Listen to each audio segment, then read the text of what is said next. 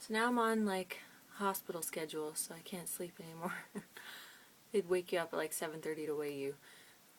So I'm awake, no one else is, and so I thought I might vlog about my last little bit of my day that I was there yesterday. I had more meetings after my CAT scan, which, by the way, because they inject you with contrast dye, I think it is, some people have really bizarre reactions. It's really rare, but some people get hives, which I have, but just not that bad.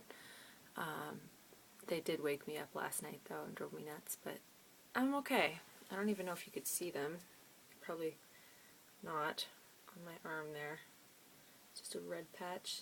That's closest to the injection, but last night it was like my back, my face has it a bit. Yeah, it's really strange. But it's funny, when they inject you, they call it, like, it's a really fast injection, so you have to have a specific IV and stuff. But they warn you that it's going to feel really warm, and for women, they get the sensation that they just peed. So they warned me that I did not pee. So that was nice, because they were right. It really felt that way. So there was that. I don't know, maybe men feel that too, but they specified women to me. So, and I met with 2 surgeons, and talking to surgeons is very different than talking to the psychologist, or even the sociologist, or the social worker, sorry, not sociologist. I spoke to the social worker, Paul, and it was awesome. He told me that there's a lot more financial help than I realized, but he did also suggest fundraising, because other people have done it, and it's been very helpful, because we do take a pretty big financial hit when doing this. So he suggested that, but there's more help with the medicine after, like they fought for this. So in the past 6 months it's changed, where you actually get a drug card. So all your pain meds and stuff is covered, and then the daily injections of blood thinner or whatever that you have to inject yourself for like 36 days, that actually just gets given to you. So I don't know what that's worth normally, but that's amazing that they do that. So that's pretty cool. There's other programs that I didn't know other than Preload that help out, because Preload's pretty much you put your own money in and then get it back. EI, you can apply for EI and get a little bit of help there. What else? If you're further away, like I'm under 200 kilometers away, but there is a travel reimbursement, I guess, if you're more than 200 kilometers away. So you can apply for that. They may ask anyway for me, just in case, because I'm like right around that, but they may go and say no, but who knows. But they fight for you. That's the point. If your medical coverage doesn't help you, they'll fight for you to have that help you, because my insurance that I've been paying into said no, because it's an elective procedure. So I ended up canceling my insurance. But what if I hadn't done that? They may have given in, because they would have fought for me to do it. So, but that's okay. There's other ways now. So I canceled it because it was one more bill. And mine, I don't even think I had the sick coverage. I had medical. Oh, accident is what I was covered for. So if I spent twice as much a month, I would have had the coverage for hospitalization due to illness. Anyway, so that was the social work meeting. Then I met with 2 surgeons. Actually, this is kind of the weird part. They didn't tell me much that I didn't already know, like, because I've really, really researched it. But the one interesting point that they made, they kind of equated the surgery in its severity for me. So, like, it is a really big surgery, obviously, but they actually said that it's on par with open heart surgery. So that's the risk involved. Now, that said, the odds are like 0.01 to 0.03, say, of donor death. They haven't had any there. They've done 500, I think, of these in like the liver department specifically. So their odds are great, but I mean, it's always for the one person that will happen to, your odds of survival are 0, right? So you just don't know. What's interesting though is that the odds are approximately 1 in 1,000, I believe, for the liver donor death, and then for kidney donation, which is the one area that everyone seems like nervous about for me, the odds for that are 1 in 10,000. So it's actually an easier procedure.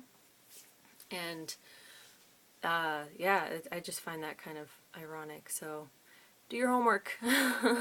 If you're worried about me, do your homework, because I'm telling you, it's the liver regenerates, and yes, later in life, I'll have my full liver, but pretty much anyway. I don't know if it'll. Everyone's different, right? But it's a very vascular organ, and the complication would be that when they're separating the two lobes, there's a main artery. Your gallbladder kind of sits on top of that, and they actually remove that during the surgery too. I asked why, and it's basically in the way. And I guess people don't really need gallbladders, but still, I've got everything. I've got tonsils, appendix, I've got pinkies, you know, all the things they say you don't need. So, oh no, I don't have wisdom teeth. They took those. So I don't know. I kind of liked.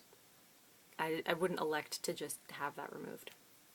But so what they basically do is they use this water pick thing, and it cuts through the liver cells, but it doesn't cut through any blood vessels or anything like that. They have to actually manually separate those and close them off.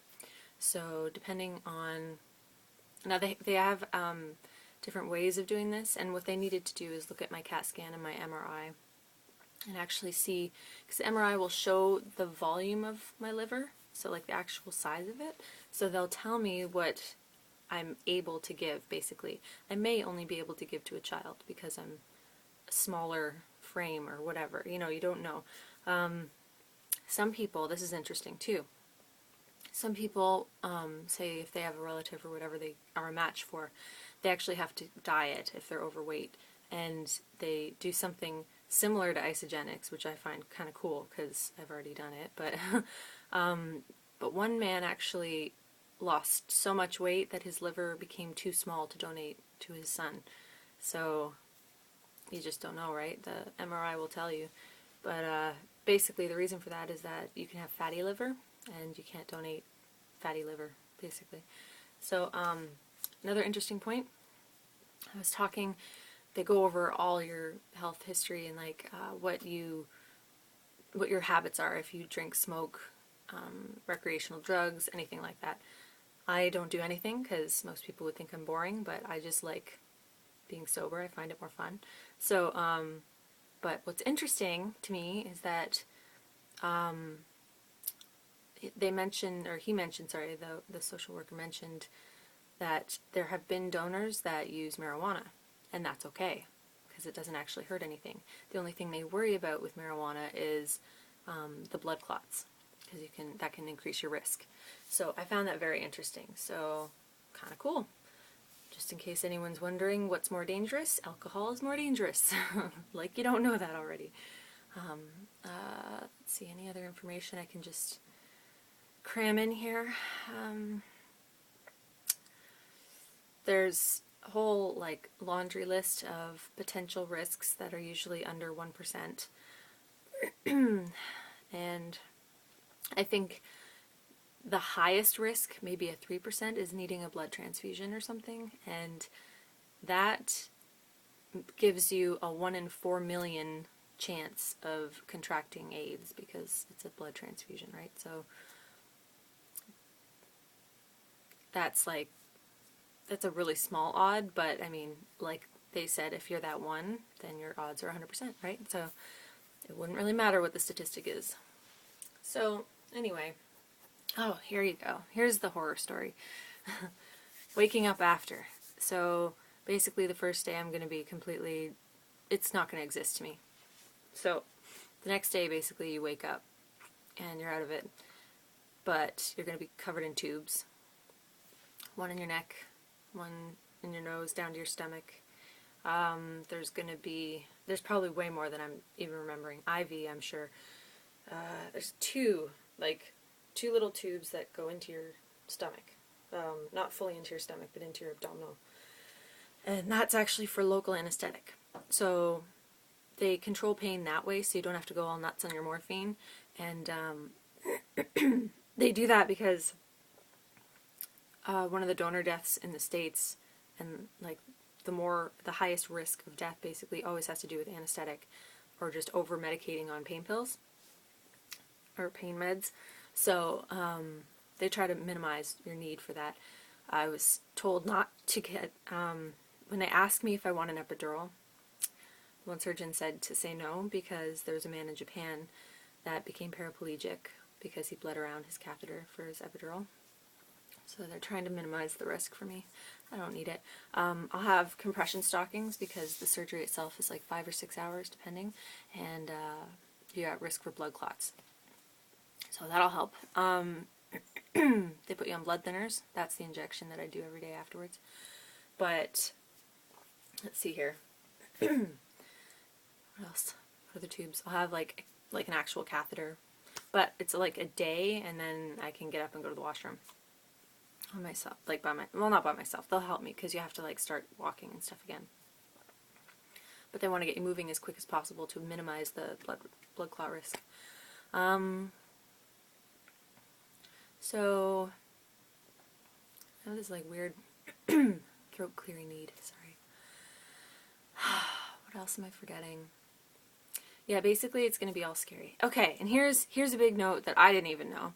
But for visitors, they don't allow you to bring latex balloons or plants or flowers. And that is because, well, people have latex allergies, so that's kind of nice that they're doing that. But plants and flowers can actually introduce harmful bacteria into a very sensitive, like, it's the ACU, it's the acute care unit. It's one step down from ICU, and that's where you kind of start off for a couple days, and then they put you in, where I was actually staying, is the inpatient unit on the 7th floor.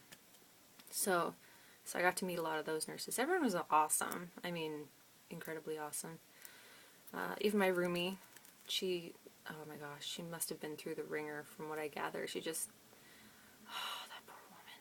So here I am crying like a baby over IVs, and I just feel horrible because I can guarantee she's got way worse on her agenda and way worse that she's been through, and I'm just like this baby crying. I didn't mean to. I like actually was apologizing and thanking them as I cried because it was just, I knew it was pathetic. But I don't know what it is. I can have a major injury on here where it's like needing to be reattached. Didn't cry.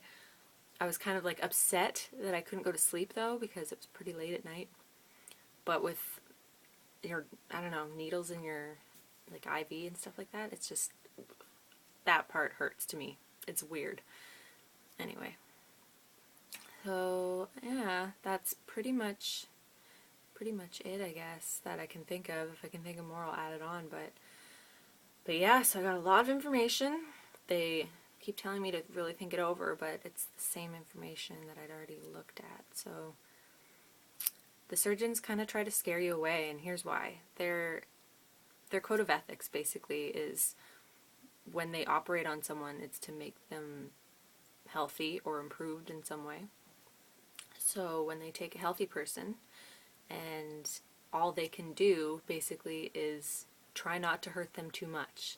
So having that in your mind when you're operating, kind of really nerve-wracking, right? So the one surgeon almost sounded like he was trying to talk me out of it because, well, anonymous is a little bit stranger than anything else. Oh, okay, here's another fact. So for the first 6 months, no contact. 6 months down the road, if both parties, donor and recipient, request it basically, they can have a meeting basically if they both requested it.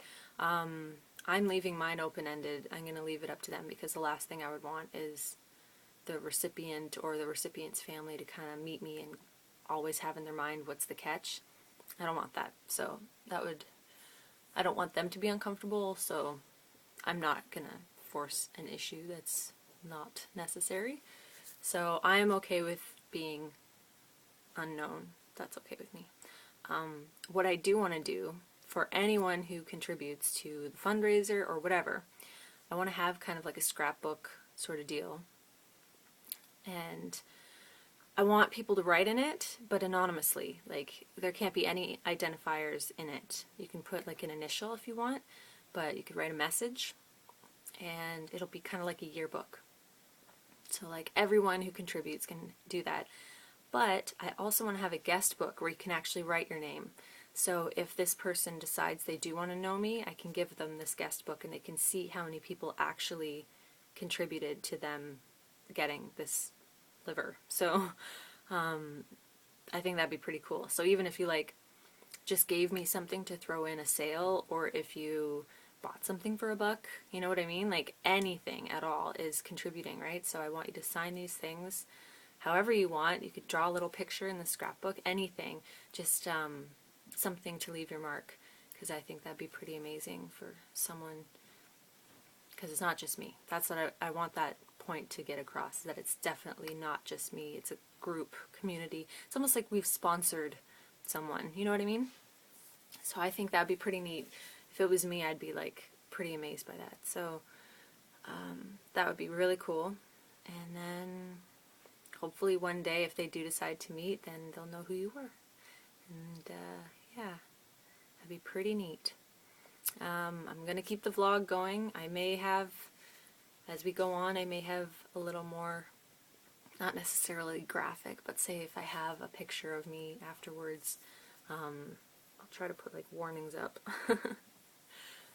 before, but I'm going to be super tired after the surgery, so it might be a while before I post anything, before I'm feeling up to it.